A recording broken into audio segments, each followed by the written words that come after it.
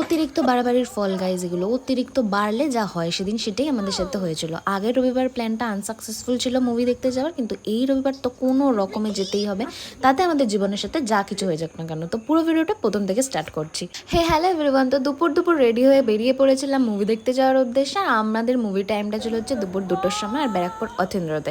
এখানে চলে এসছে আপদগুলো, এগুলোর যে কি বলবো, মানে এগুলো আসলে আমিও যা জম্মের বাড়ি উল্টো দিকে তাকিয়ে সিঁড়ি দিয়ে নামছিলাম, তার ফলটা কি হয়েছে, পড়ে গেছি। আর এমন পা মুচকিয়েছে যে সব বন্ধুরা আমার বন্ধুরা আবার ফটো ভিডিও না তুলে আগে আগে ওরা ট্রিটমেন্ট করা স্টার্ট করে দিয়েছিল। আমিই বলছিলাম একটু এগুলো ভ্লগে নে।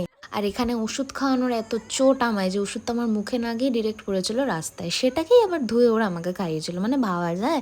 তো যাই হোক, এইসব করতে করতে মুভির টাইমটা একটু লেট হয়ে গেছিলো, মানে 10 মিনিট। তাই দৌড়ে দৌড়ে চলে এসেছিলাম মুভি দেখতে, কারণ আজকে মুভিটা তো দেখতেই হবে যা হয়ে যাক না কেন। আর হ্যাঁ, এই মুভিটা আমরা অনেক দিন ধরেই ভাবছিলাম আসবো, তবে আমরা অনেকটা লেট, তোমরা অনেকেই হয়তো দেখে ফেলেছো, তবে যারা দেখোনি তারা একবার হলেও গিয়ে দেখে আসতে পারো, অনেক ভালো মুভি।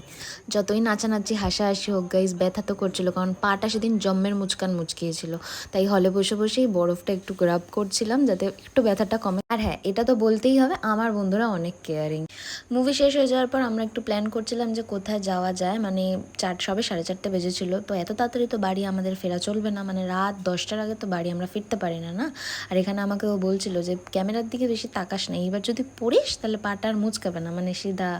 তো যাই হোক, এখানে ফটো সেশন চলছিল, তারপর চলে আসলাম একটু জুডিও।